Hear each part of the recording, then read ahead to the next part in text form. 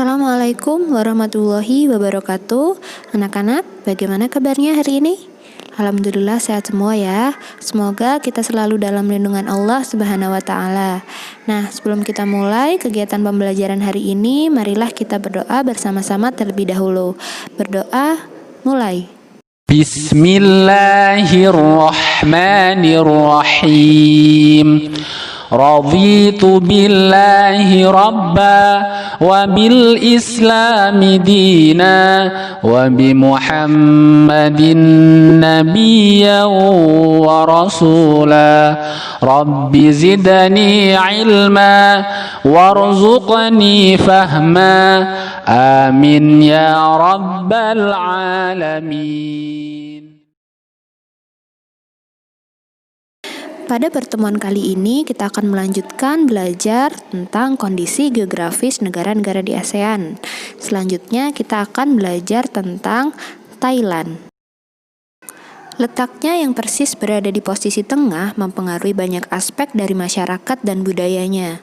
Nah, wilayah Thailand sendiri berbatasan dengan 4 negara ASEAN lainnya, yaitu Kamboja, Laos, Myanmar, dan Malaysia. Negara dengan mayoritas penduduk beragama Buddha ini merupakan satu-satunya negara yang belum pernah dijajah oleh Eropa. Luas wilayah Thailand sendiri adalah 513.120 km persegi dengan jumlah pulau 1.430 pulau, sedangkan jumlah penduduknya sekitar 60.607.000 jiwa. Yang paling mencolok dari Thailand adalah dataran tinggi pegunungannya serta dataran rendah yang subur karena dialiri sungai Chao Phraya serta angin muson tropis yang cocok untuk budidaya padi dan persawahan. Karena itulah Thailand merupakan salah satu lumbung padi atau penghasil beras terbesar di Asia Tenggara. Sebagian besar penduduk Thailand adalah bangsa Thai dan Burma, selebihnya adalah keturunan Tionghoa serta orang Melayu. Selanjutnya kita akan belajar tentang Filipina. Filipina adalah negara dengan kelompok atau gugus pulau-pulau yang berjajar di lepas pantai Indochina. Nah, pulau terbesarnya adalah Pulau Luzon dan Pulau Mindanao. Letak geografis Filipina ada di bagian barat perairan Samudra Pasifik dan sebelah timur perairan Laut Cina Selatan. Posisi Filipina terpisah dengan sebagian besar negara ASEAN yang lain yang terletak di semenanjung Indochina. Populasi penduduk di Filipina ada sekitar 100,9 juta jiwa. Nah, hal ini menjadikan Filipina menjadi negara terpadat nomor 12 di dunia. Filipina merupakan negara yang dilewati jalur cincin api Pasifik sehingga rawan terkena bencana alam gempa bumi. Namun, karena banyaknya gunung api yang ada di Filipina, hal ini membuat tanahnya subur dan cocok untuk lahan pertanian. Mayoritas penduduk Filipina adalah orang Tagalog dan Cebuano, selebihnya adalah keturunan Tionghoa dan Spanyol. Kegiatan ekonomi penduduk Filipina umumnya di bidang pertanian, pertambangan, dan industri. Anak-anak, tahukah kalian bahwa Filipina adalah negara eksportir kelapa dan buah-buahan tropis terbesar di dunia, seperti pepaya dan mangga?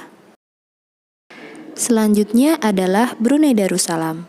Brunei Darussalam merupakan negara anggota ASEAN yang terletak di bagian Pulau Kalimantan sebelah utara, berbatasan langsung dengan negara Malaysia.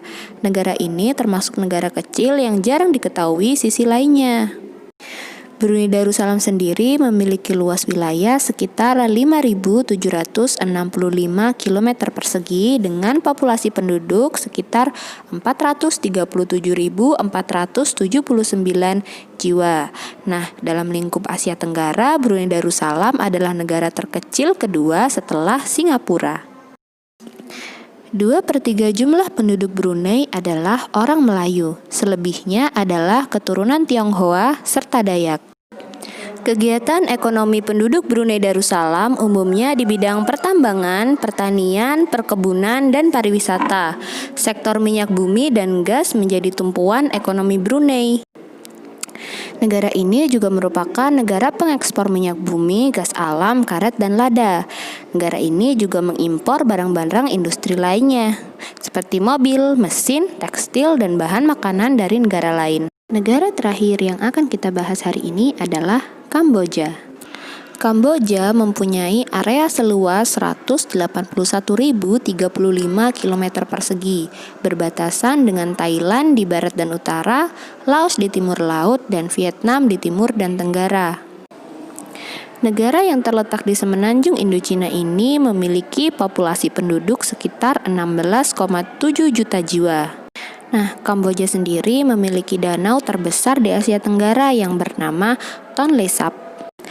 Danau ini merupakan salah satu kenampakan alam terunik di Kamboja, karena pada musim kemarau luas danau ini hanya sekitar 2.590 km persegi, dan pada musim penghujan luasnya bertambah menjadi 24.605 km persegi. Mayoritas penduduk Kamboja adalah orang Khmer, sebagian lagi adalah orang Champa dan Tiongkok.